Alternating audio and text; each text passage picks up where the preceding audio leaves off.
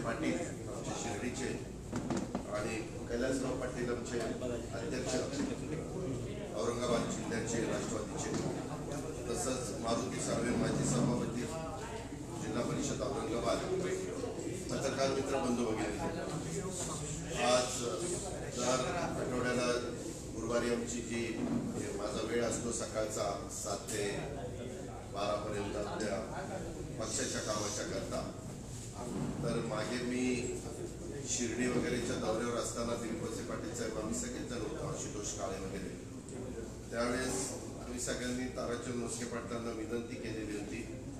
अतिशय पंखड मतं मांडण्याचं काम त्यांनी अनेक वर्ष पत्रकारितेमध्ये केलेलं आहे आणि आम्ही त्यांना विनंती केली की बाबा तुमच्यासारखे तुम्हाला पवारसाहेबांचे विचार कसे आहेत ते माहिती आहे, आम्ही सगळे नाती धर्माबरोबर घेऊन जाणारे लोक आहोत आणि तुमच्यासारख्यांचं जर आम्हाला सहकार्य मिळालं तर आणखी त्याच्यात चांगली भर पडणार.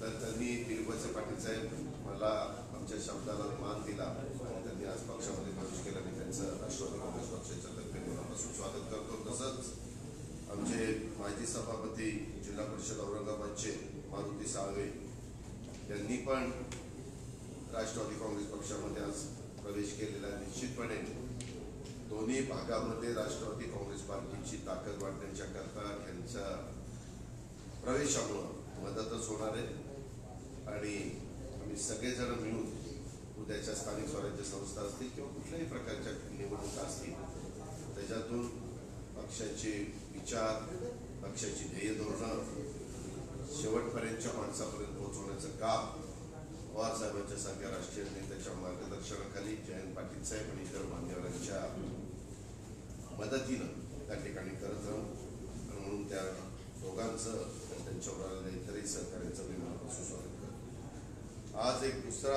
आगळा वेगळा कार्यक्रम मी आणि दिलीपवसे पाटील साहेबांनी त्यामध्ये दोघंही आलेलो होतो. शरद क्रीडा सांस्कृतिक प्रतिष्ठान पुणे यांनी आयोजित कारागृहातील बंदीजनांच्यासाठी जगद्गुरु श्री संत तुकाराम महाराज राष्ट्रस्तरीय अभंग व भजन स्पर्धा ठेवली.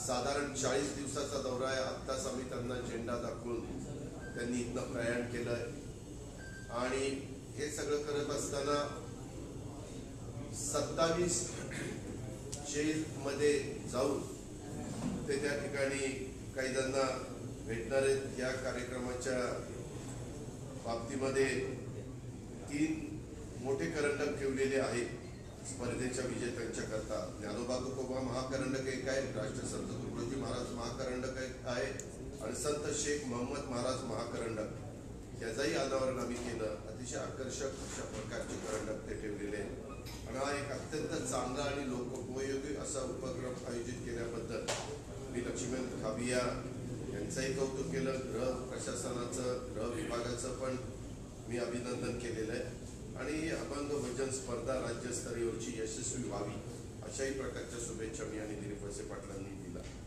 तुम्हाला सगळ्यांना माहिती आहे की कारागृह हा एक समाजाचा भाग आहे आणि कारागृहातले बंदीजन हे आपल्या समाजातील तुमच्या माझ्या घरातील लोकच असतात. कधीतरी रागाच्या संतापाच्या भरात क्षणिक चुकीनं त्यांच्याकडनं गुन्हा घडतो आणि तुरुंगात जावं लागतं. तुरुंगात जाणं ही जशी न्यायालयाने त्यांना दिलेली शिक्षा असते तसं सुधारण्यासाठी देखील दिलेली एक संधी असते आणि त्यामुळं कारागृहातील कैद्यांना सुधारण्यासाठी अधिक संधी देणं हे समाजाचं पण कर्तव्य आहे आणि सरकारचं पण कर्तव्य आणि त्याच्यातूनच या अभंग भजन स्पर्धेच्या माध्यमातून संत महात्मांच्या चांगल्या विचारांची उजळणी निश्चितपणे तिथं होईल.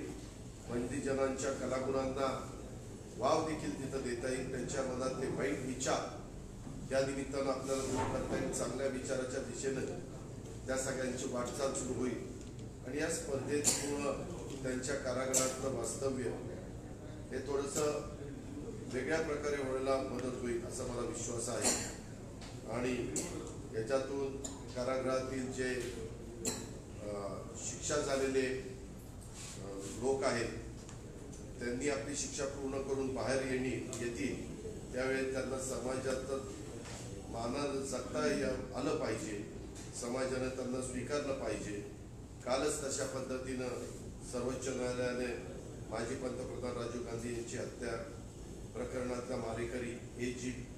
पेराविलन याला मुक्त करण्याचा आदेश दिलेला आहे। असे अनेक कैदी आपली शिक्षा पूर्ण करून कारागृहाच्या बाहेर येतात, त्यावेळी ते समाजात सामावून जाण्यास योग्य असले पाहिजे, शारीरिक मानसिकदृष्ट्या सक्षम असले पाहिजे, त्याची काळजी कारागृहाने देखील घेतली पाहिजे आणि त्याच्यातून एक चांगला संदेश महाराष्ट्रामध्ये देता यावा।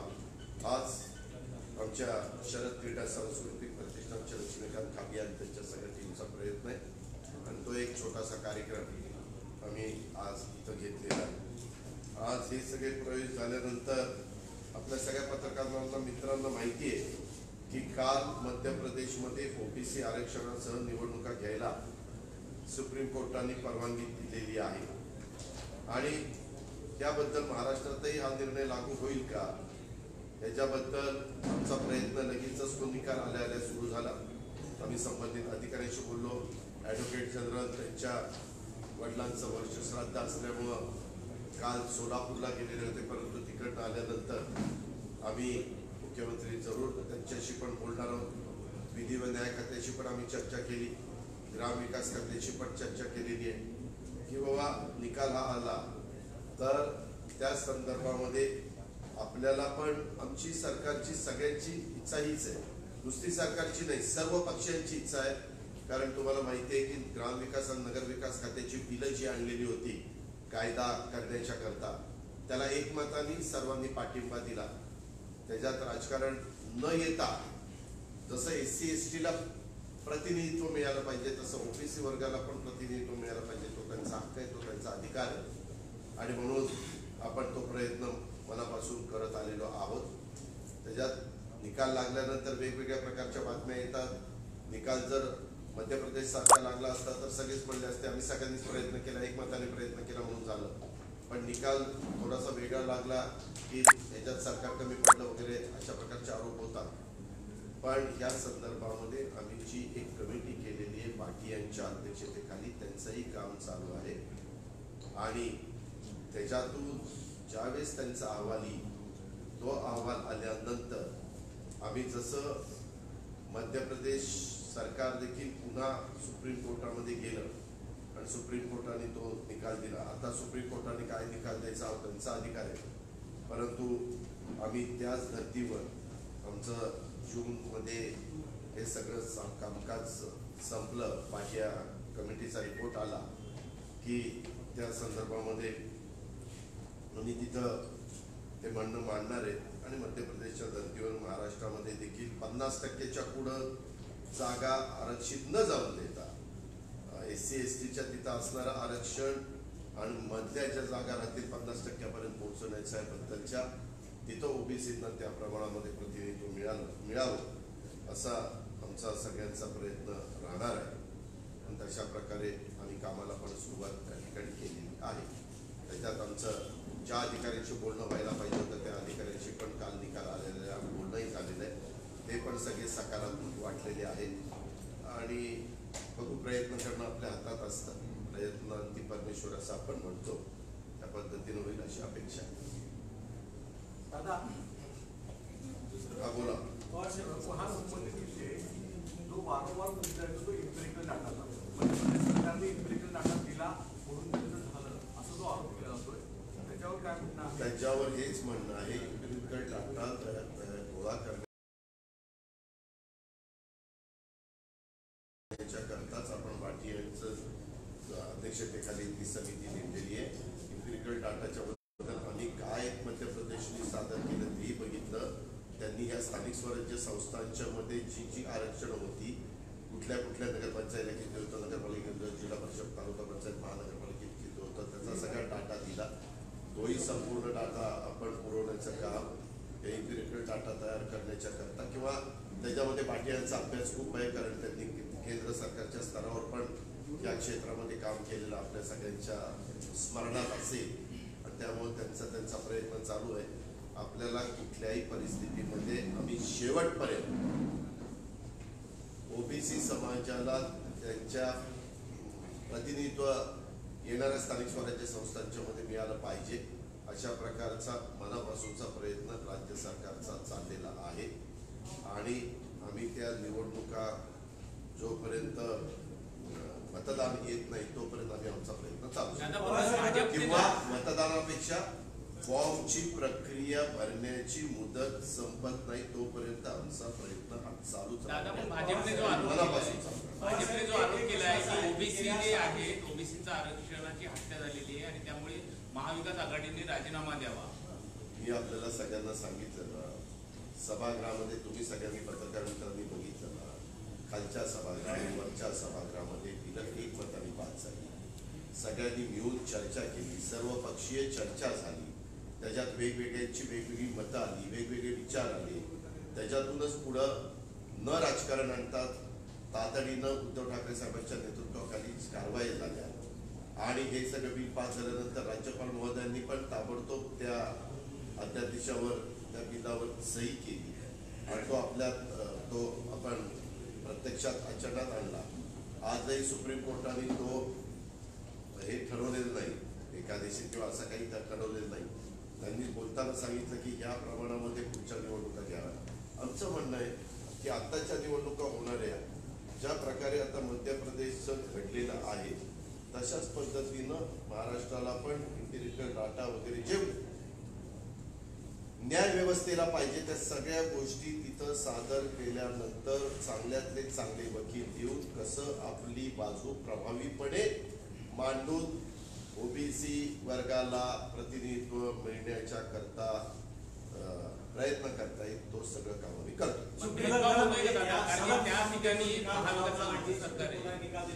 त्याच्यामध्ये सगळं संपूर्ण देशभरामध्ये तो निकाल लागू होईल. 6 दिवसामध्ये असं काय मॅजिक झालं की जे मध्य प्रदेशच्या सरकारच्या बाजूने सुप्रीम कोर्टाने सुप्रीम कोर्ट हे सर्वोच्च कायद्याचा संविधानाचा सगळ्यांचा म्हणजे आपण आदर केला पाहिजे. न्याय व्यवस्थेने दिलेला निकाल हा आपण त्याचं स्वागतच करतो, परंतु आमची अपेक्षा आहे की आम्ही पण इम्पिरिकल डाटा देऊ. त्याच्यामध्ये जसं मध्य प्रदेश सरकार दुसऱ्यांदा सुप्रीम कोर्टामध्ये गेलं आणि हा निकाल मिळवला तसा आम्ही पण निकाल मिळवण्याचा प्रयत्न. 7 दिवसामध्ये तो इम्पिरिकल डाटा हा एक संशयाचा विषय नाही का? मला त्याबद्दल मी तुम्हाला सांगितलं ना की न्याय व्यवस्थेच्या बद्दल आपल्याला अधिकार आहे, आपण पत्रकार आहे, आपण कुठलाही प्रश्न विचारू शकता, परंतु उत्तर देताना आम्हाला काही जबाबदाऱ्या आहेत. आम्ही जबाबदारीचं भान ठेवून उत्तर दिलं पाहिजे. त्याच्यावर त्यांनी दिलेला निकाल हा सर्वांच्या समोर आहे. दादा बीजेपी का ऐसा स्वागत आहे.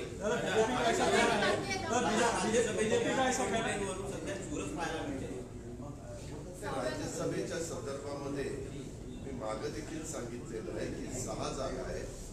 कोट्याचा विचार केला तर त्यामध्ये साधारण 2 जागा भाजपच्या आरामात निवडून येतात आणि काही मतं थोडी त्यांच्याकडे शिल्लक राहतात. शिवसेनेच्या 1 जागा आरामात निवडून येते, परंतु एका जागेच्या संदर्भातली बऱ्यापैकी मतं शिवसेनेकडे शिल्लक राहतात. राष्ट्रवादीकडे 1 जागा आरामात निवडून येऊन काही मतं शिल्लक राहतात, कारण हे मतदान दाखवून करायचं असतं, त्याच्यावर काही फुटाफुटीचा प्रश्न नसतो. आणि काँग्रेसची 1 जागा निवडून येऊन 2-3 मतं, कोटा कितीचा 42 आला तर 2 मतं त्यांच्याकडे असतील, 41 आला तर 3 मतं असतील आणि अपक्ष अशा पद्धतीनं आहे. मागच्या वेळेस निवडणुकीमध्ये आम्हाला 1 जागा असताना पण पवारसाहेबांच्या शब्दाखातर उद्धव ठाकरे साहेबांनी मनाचा मोठेपणा दाखवलेला होता आणि त्यांचा कोटा आम्हाला द्यायचं कबूल केलेलं होतं, शिल्लक कोटा. त्यामुळे आमच्या 2 जागा गेल्या, शिवसेनेची 1 जागा गेली आणि आपल्या काँग्रेसची 1 जागा गेली आणि मला वाटतं 2 जागा भाजपच्या गेल्या. असं हे सगळं झालेलं होतं. त्यावेळेस पवारसाहेबांनी त्यांना कबूल केलेलं होतं की पुढच्या वेळेस 2 वर्षांनी निवडणुका, दर 2 वर्षांनी निवडणुका येतात, तर 6 वर्ष पूर्ण झालेल्या, तर त्या पद्धतीनं साहेबांनी कबूल केलेलं होतं. आता पवारसाहेबांची आणि उद्धव ठाकरे साहेबांची बैठक झालेली मीडियामध्ये सगळ्यांनी दाखवलेली आहे आणि मीडियानी ती दाखवल्यानंतर त्यांची याबद्दल पण चर्चा झाली असावी. हे आमचे दोन्ही पक्षांचे सर्वोच्च मान्यवर आहेत, त्याच्यावर आम्ही काही त्यांना कुठला प्रश्न विचारला नाही की आपली काय चर्चा झाली. तो त्यांचा भाजपा पण परत पुन्हा 3री जागा देण्याचा कुठेतरी प्रयत्न करताय. एकीकडे संभाजी महाराज आहेत आणि शिवसेनेने आधीच घोषणा केली की आम्ही दुसऱ्या कुणाला कोणी जागा कितीला लागवायचा प्रत्येकाचा अधिकार आहे. सूचक ज्याला मिळतील ते फॉर्म भरू शकतात. मला वाटतं 10 सूचक लागतात. त्याच्यावर 10 सूचक जे मिळवतील ते फॉर्म भरू शकतात. परंतु छाननी होऊन अंतिम यादी प्रसिद्ध होईपर्यंत बऱ्याच गोष्टी घडतात. तसं काहीतरी चांगलं घडेल अशी अपेक्षा आहे. संभाजी महाराज जे आहेत ते पवार साहेबांनी त्यांना पाठिंबा दिला असंही बातम्या मागे आल्या होत्या. संभाजी महाराजांना एनसीपीचा पाठिंबा मला त्याच्याबद्दलचं यत्किंचितही माहिती नाही. मी मगाशीच तुम्हाला स्पष्ट सांगितलं, पवार साहेबांनी आणि उद्धव ठाकरे साहेबांची मीटिंग झालेली आमच्या कानावर आलेली आहे. त्यामध्ये काय चर्चा झाली आम्हाला तो विचारण्याचा अधिकार नाही. त्याच्यामुळं आम्ही काही विचारलेलं नाहीये. असं काही घडलं असेल ते दोघेही सर्वोच्च नेते त्यांच्या पक्षाचे म्हणजे त्या पक्षाचे आहेत. दादा, नाना पटोले यांनी पुन्हा एकदा आक्षेप घेतलाय, प्रभाग रचना जी झाली आहे ती कुठेतरी मित्र पक्षांना आणि विशेषतः काँग्रेसला अंधारात ठेवून झाली आहे. त्यांनी शिवसेनेबाबत ते नाराजी व्यक्त करत कोर्टात जाण्याचा इशारा दिला. प्रभाग रचना ही निवडणूक आयोगाच्या नेतृत्वाखाली झालेली आहे. त्यावेळेस आपण जे बिल पास केलेलं होतं ते बिल पास झालेलं नव्हतं. तुम्हाला चांगलं आठवत असेल की त्यावेळेस जे निवडणूक आयोगाचे प्रमुख आहेत त्यांनी सूचना दिली, त्या पद्धतीनं प्रभाग रचना झाली. त्याच्यानंतर त्यांनी पुन्हा IAS ऑफिसर प्रत्येक महानगरपालिकेला नेमलेले होते की तुम्ही पण ते पुन्हा तपासा. त्यांनी तपासलं. त्याच्यात हरकती मागवलेल्या होत्या. त्या हरकती पण मागून त्यांना जो काही निकाल द्यायचा तो दिला आणि त्याच्यानंतर ते प्रसिद्ध झालेलं आहे. त्याच्यामुळं त्यांच्या आरोपात कितपत तथ्य आहे मला काही माहित नाही. मला त्याच्याबद्दल जास्त काही बोलायचं नाही. दादा, हिंदी में ओबीसी आरक्षण पे कि बीजेपी का ऐसा आरोप है कि महाविकास आघाड़ी सरकार एम्पिरिकल डाटा बनाने की बजाय वो बयानबाजी करती रही, केंद्र पे आरोप लगाती रही. आयोग बनाया, उसको फंड नहीं दिया, फंड बहुत लेट दिया और नतीजा देरी हो गई और उनकी लापरवाही की वजह से मध्य प्रदेश सरकार को मिल गया लेकिन खुद को नहीं मिला. आपको सबको पता है जब उसके बारे में बिल लाना उसका जरूरत थी तब तुरंत मध्य प्रदेश ने जिस प्रकार का बिल लाया था उसी प्रकार का बिल हमने भी लाया. एक मत से वो मंजूर किया, असेंबली में किया, काउंसिल में किया, दोनों जगह एक मत से मंजूर हुआ. राज्यपाल महोदय ने भी साइन की और वो बिल वो उसके बारे में कायदा तैयार हो गया. हमने पूरी कोशिश की है. ठीक है, अभी जो हुआ है वो हुआ है, लेकिन आज भी महाविकास आघाड़ी की गवर्नमेंट ये आने वाले चुनाव उसमें ओबीसी को प्रतिनिधित्व एज ए कैंडिडेट के रूप में मिलना ही चाहिए. ऐसे हमारी कोशिश चल रही है. एम्पेरिकल डेटा को लेकर बीजेपी सवाल उठा रही है कि 3 साल का वक्त लगभग कंप्लीट हो गया लेकिन अब तक ये सरकार एम्पेरिकल डेटा जमा नहीं कर पाई जिसकी वजह से ये कोर्ट में फेल हुआ. हमने भाटिया के नेतृत्व में एक कमेटी उसकी तैयार की है और वो कमेटी का काम जोरों से चालू है.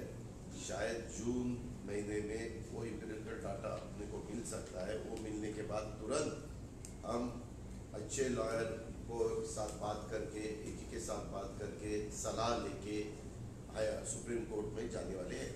क्या आघाड़ी सरकार बहुत गंभीर नहीं है इस मुद्दे पे लेके? बहुत गंभीर है, बहुत गंभीर है. स्टैंप पे लिख के तो बहुत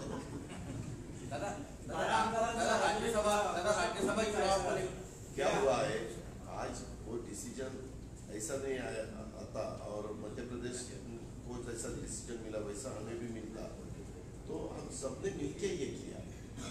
ऐसे हर एक का स्टेटमेंट बाहर आ सकता, लेकिन हम पीछे लगे थे. लेकिन सुनो ना, तो ये नहीं हुआ. इसीलिए अभी हम गवर्नमेंट में तो गवर्नमेंट को ठोको, गवर्नमेंट के खिलाफ बोलो कि उनकी गलती है वो कम पड़े उसमें. लेकिन मैंने आपको बताया कि हमारी पूरी कोशिश जब तक चुनाव के फॉर्म भरने का अंतिम डेट डिक्लेयर नहीं होती तब तक हमारी कोशिश चालू है. दादा, राज्यसभा चुनाव की 6ठी सीट को लेकर चुनाव जो दिलचस्प हो रहा है, आपको लगता है शिवसेना की जो घोषणा है कि वो दूसरी सीट भी चुनाव लड़ेगी, तो क्या वाकई में चुनाव होता दिख रहा है आपको या फिर जो हमेशा हुआ है कि उनका अधिकार है. पिछले दफा उन्होंने उनके सरप्लस वोट हमें राष्ट्रवादी को देने के लिए उन्होंने तैयारी दिखाई और सबका उन्होंने सुना और तब पवार साहब बोले थे नेक्स्ट टाइम हम हमारा जो भी सरप्लस वोट है वो आपके कैंडिडेट को देने के लिए हम जरूर आपको मदद करेंगे। ऐसा 2 साल पहले हुआ था। अनेक दिवसापासून अजूनही त्यावर तोडगा नाहीये. राज्यपाल महोदय काही यावर विचार करतात? ते म्हणतात की मला नावं आलेली आहेत, मी विचार करतोय काय नियमाने कायद्याने किती दिवसात त्यांनी त्याचा विचार करून सही करायची असं कुठंच घटनेमध्ये नसल्यामुळं अजून काही अंतिम निर्णय झाला नाही.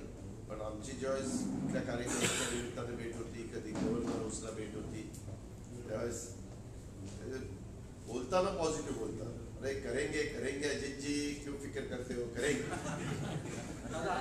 महाविकास आघाडीची जी 6वी आपण म्हणताय की 6वी जागा जर लढवता शिवसेना लढवते तर मॅजिक फिगर जी आत्ता संख्याबळ आहे त्यानुसार 6वी जागा स्पष्ट निघून जाईल असं वाटतं.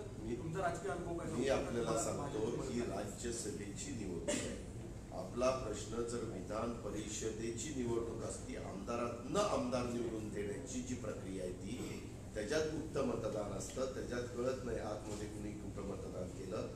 यामध्ये मी जर आता राष्ट्रवादीचा आमदार आहे, तिथं आतमध्ये राष्ट्रवादीनं जो पोलिंग एजंट नेमलेला आहे, मी मतदान केल्यानंतर मला ते माझं मत त्याला दाखवावं लागतं आणि मग पेटीत टाकावं लागतं. बीजेपीला त्यांच्या त्याला प्रतिनिधित्वाला दाखवावं लागतं. असं सगळ्यांचं आहे. त्याच्यात फुटाफूट प्रकारच होत नाही.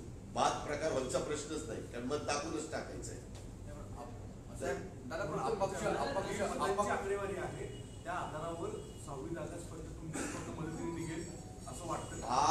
आज जर तसा विचार केला तर 2 जागा भाजपच्या, 1 जागा, मी 100% जागा निवडून येतात ते सांगतो. 2 भाजपच्या, 1 काँग्रेस, 1 राष्ट्रवादी काँग्रेस, 1 शिवसेना. हे सगळं बघितल्यानंतर जी सरप्लस मतं राहतात त्याच्यात सगळ्यात जास्त मतं ही शिवसेनेकडे राहतात, त्याच्यानंतर मतं भाजपकडे राहतात, त्याच्यानंतर मतं राष्ट्रवादीकडे राहतात आणि त्याच्यानंतर मतं अपक्ष आहेत की त्यांच्याकडे 1-2 अशा पद्धतीने राहतात. परंतु मला जो गेल्या 30 वर्षाचा अनुभव आहे राजकीय जीवनातला, 30-32 वर्षाचा, त्याच्यात आम्ही बघितलं सहसा स्वतंत्र विचाराचे किंवा छोटे पक्ष रुलिंग पार्टीचं ऐकतात, कारण त्यांची कामं असतात किंवा त्यांचे संबंध डेव्हलप झालेले असतात. अशा पद्धतीनं घडतं. आता बघू काय होतं ते. दादा एक सवाल है, औरंगजेब की कब्र को लेकर महाराष्ट्र में सियासत काफी तेज है. औरंगजेब की कब्र के जो दर्शन करने लोग जाते हैं वहां तक बंद कर दिया. क्या लगता है पूरा माहौल महाराष्ट्र में खराब करने की? माहौल महाराष्ट्र में खराब न होने के कारण वैसा डिसीजन किया है. खराब नहीं होना चाहिए इसीलिए किया है. ज्ञानवापी जे मस्जिद आहे कर दी गई है. ज्ञानवापी को लेकर जिस तरह से सियासत में चल रही है, वो महाराष्ट्र में किस तरह से? मैं महाराष्ट्र का सवाल पूछो, हमेशा मैं आपको बताता हूँ. सेंट्रल का बारे में मैं ज्यादा मेरा मत प्रदर्शित नहीं करता. उसके बारे में हमारे स्पोक्समैन बात करेंगे, हमारे नेशनल लीडर बात करेंगे, मेंबर ऑफ पार्लियामेंट बात करेंगे. सर भीड़ की ये घटना है, एक विवाहिता है जो कि पुलिस सिपाही भर्ती होने के लिए प्रैक्टिस करती थी सुबह. 5 मई को उसके 2 रोड रोमियो गए, उन्होंने कहा कि स्टाफ निकालो, फोटो निकालना है. उससे विरोध किया तो उसे चाकू से मारा और उसको किसी भागी गिरा दी. बहुत गंभीर रूप से घटना थी, बेहोश सी 2-3 थी, अब जाके होश में आई है. उस पर आप क्या कहेंगे? मतलब उसके बारे में इंक्वायरी चालू है. हमारे गृह मंत्री ने, होम मिनिस्टर ने उसके बारे में सख्त आदेश दिए हैं कि ये जिसने किया है उसको, उसके खिलाफ कडक कारवाई होनी चाहिए. दादा, आदिवासी मंत्र्यांबाबत तक्रारी आल्या होत्या की आमदारांना न विचारता डायरेक्ट पदाधिकारी किंवा कंत्राटदारांना ग्रामविकास आणि आदिवासी खात्यांनी अशा पद्धतीने कंत्राट दिली होती. मुख्यमंत्र्यांनी कुठेतरी ही जी कामं आहेत त्याला स्थगिती दिलेली आहे. 20हून अधिक आमदारांनी तक्रारीचं पत्र लिहिलेलं मुख्यमंत्र्यांना. माझ्याही कानावर आलं. खरं तर आघाडी सरकार ज्यावेळेस अस्तित्वात आलं त्यावेळेस असं ठरवलं होतं की महाविकास आघाडी सरकारला ज्यांनी आमदारांनी पाठिंबा दिलाय त्यांच्या मतदारसंघामध्ये त्यांना विश्वासामध्ये घेऊनच कामं झाली पाहिजे. जो काही निधी असेल, जे काही डेव्हलपमेंट असेल, त्या सगळ्या गोष्टी झाल्या पाहिजे. परंतु काही बाबतीत तसं न होता थोडंसं आघाडीचेच आमदार, पण दुसऱ्या मित्र पक्षांच्या वतीनं काही निधी तिथं गेलेला दिसतोय, त्यांच्या पक्षाच्या कार्यकर्त्यांना देण्याच्या करता अशा प्रकारची तक्रार गेली आणि त्याला स्थगिती दिली असं माझ्या कानावर आहे. आज आपली पत्रकार परिषद संपल्यानंतर मुख्यमंत्र्यांच्या बरोबर आमची एक मीटिंग आहे, खरीप पूर्व हंगाम बैठक राज्याची. आता खरीपाच्या पेरण्या सुरू होतील ना, तर संपूर्ण जिल्ह्यांच्या झाल्या, विभागाच्या झाल्या, शेवटची बैठक मुख्यमंत्र्यांच्या उपस्थितीत असते. त्या बैठकीत मी सीएम साहेबांना तो प्रश्न विचारला. निधीबाबत ह्या तक्रारी सतत येत आहेत, आपण ह्याला कशा पद्धतीने बघता? कारण शिवसेनेच्या आमदारांची जी बैठक झाली सीएम बरोबर, त्यामध्ये पण त्यांनी सांगितलं आम्हाला निधी येत नाहीये. या आमदारांचं म्हणणे की आमचा निधी परस्पर हा दिला जातोय. पण निधी नाही परस्पर दिला जात, कारण नसताना गैरसमज करून घेऊ नको. त्याच्यामध्ये असं झालेलं आहे की आमदारांचा निधी गेला, त्याच्या व्यतिरिक्त आता बारामतीला अजित पवार आमदार आहे, आता अजित पवारला जो काही निधी जायचा तो गेला, परंतु त्याच्या व्यतिरिक्त मित्रपक्ष शिवसेना किंवा काँग्रेस, तिथं काँग्रेस किंवा शिवसेनेच्या काही कार्यकर्त्यांना त्या पक्षाकडनं थोडा शिफारसीमुळे थोडा निधी आला, असं घडलेलं आहे.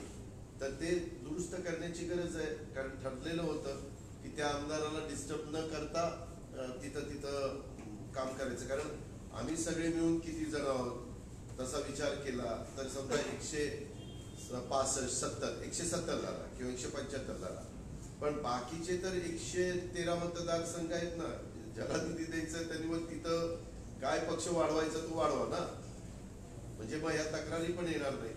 आणि काही बाबतीमध्ये तक्रारी आल्यानंतर त्या बाहेर त्या प्रसिद्धी त्यांना म्हणजे बाहेर सांगितल्या जातात. आमच्याही आमदारांच्या तक्रारी आहेत, परंतु आम्ही त्यांना सांगतो की बाबा नाही, भांड्याला भांडं लागतं, थोडं समजून घ्या, असं करून आम्ही त्यांना समजून सांगण्याचा प्रयत्न करतो. त्याच्यामुळं आमच्या आमदारांनी केलेल्या तक्रारीच्या बातम्या बाहेर येत नाही आणि इतरांचे येतात, त्याच्यावर त्यांची चर्चा होती. सर, कांद्याचा प्रश्न आहे. शेतकऱ्यांकडून कांदा कमी पैशात घेतला जातात, पण मार्केटमध्ये ते रेट मात्र तशाच्या तसं आहे. 22 रुपये मार्केटमध्ये त्यामध्ये शेतकऱ्यांकडून मात्र 2-3 रुपये किलो. 2 दिवसापूर्वी मुख्यमंत्र्यांच्याकडे एक बैठक झाली होती ऊसाच्या बद्दल, तुम्हाला आठवत असेल, मंगळवारी झाली होती. त्यावेळेस दादाजी भुसेंनी हा प्रश्न काढलेला होता. आम्ही बाळासाहेब थोरात, मुख्यमंत्री सगळेजण होतो, त्याची चर्चा झालेली आहे. ताबडतोब केंद्र सरकारला पण हस्तक्षेप करून त्यांची किंमत, आधारभूत किंमत जी असती ती वाढवण्याच्या करता, कारण आता मिळणारी किंमत ही फार कमी आहे, असं करून त्यांनाही कळवायचंय आणि थोडंसं त्याचा आपल्याला साठा करता येईल का, काय मार्ग काढता येईल याचं पण बद्दल माहिती घेऊन आज कदाचित त्याबद्दलची थोडीफार चर्चा होईल. माहिती घ्यायला सांगितली होती, कारण त्या दिवशी मीटिंगला डवले पण होते, साखर आयुक्त पण होते, सहकार सचिव पण होते, असे बरेच जण होते. दादा, महाराष्ट्र में कई इलाकों में सूखे जैसी स्थिति बनती जा रही, महाराष्ट्र सरकार किस तरह से वहाँ के किसानों को राहत देगी? बहुत अच्छी तरह से राहत देगी, इसको फिक्र करने की जरूरत नहीं, क्योंकि अभी बारिश तो अपने केरल तक पहुंच रही है, केरल के बाद वो कोकण में आती है और बीच में भी आपको पता होगा कुछ डिस्ट्रिक्ट के लिए येलो अलर्ट डिक्लेयर किया था. गर्मी कुछ एरिया में कम हुई, कुछ एरिया में बारिश भी गिरी, उसमें से भी नुकसान हुआ. आपको पता है NDRF SDRF की तरफ से जो भी पूरे देश के लिए डायरेक्शन रहते हैं कि ऐसे सिचुएशन तैयार होने के बाद जो फार्मर्स का नुकसान हो जाता है तो क्या उनको मदद देनी चाहिए. वो स्टैंडिंग ऑर्डर हमने हर एक कलेक्टर को हर एक प्रांत को दिया है और उनका काम चालू है. दादा, 2 दिवसापूर्वी सर्वोच्च न्यायालयाने राज्य निवडणूक याचिका संदर्भात बोललं होते इलेक्शनच्या बाबतीत, राज्याच्या निवडणुकीच्या स्थानिक स्वराज्य संस्थेच्या निवडणुकीच्या बाबतीत. त्याच्यामध्ये सांगितलं की काही ठिकाणी पाऊस जिथे कमी आहे तिथे निवडणुका घ्याव्यात. आता मुळात असं अनेक महाराष्ट्रामध्ये अनेक जिल्हे आहेत की ज्यामध्ये एका ठिकाणी 2 वेगवेगळ्या भागांमध्ये पाऊस पडतो, काही भागांमध्ये पडत नाही असं पडतं. राज्य सरकार राज्य निवडणूक आयोगाला काही विशेष मागणी करत आहे, कारण की भलेही जुलै महिन्यापर्यंत ज्यावेळेस सुप्रीम कोर्टाचे आदेश असतात त्यावेळेस सुप्रीम कोर्टाचे आदेश हे अंतिम असतात, त्याच्यामध्ये बाकीच्यांना कुणाला ढवळाढवळ करण्याचा अधिकार नसतो. फार तर लार्जर बेंच समोर तुम्ही जाऊ शकता, पण तुम्ही बाकीचं काही कोणी करू शकत नाही. मग याचा अर्थ की जुलै महिन्यापर्यंत तो अधिकार आता सुप्रीम कोर्टाने त्यांना जे डायरेक्शन दिलेले आहेत त्याच्याबद्दल महाराष्ट्राचं निवडणूक आयोगाचे म्हणजे काही तो निर्णय घेतो. धन्यवाद. थँक्यू.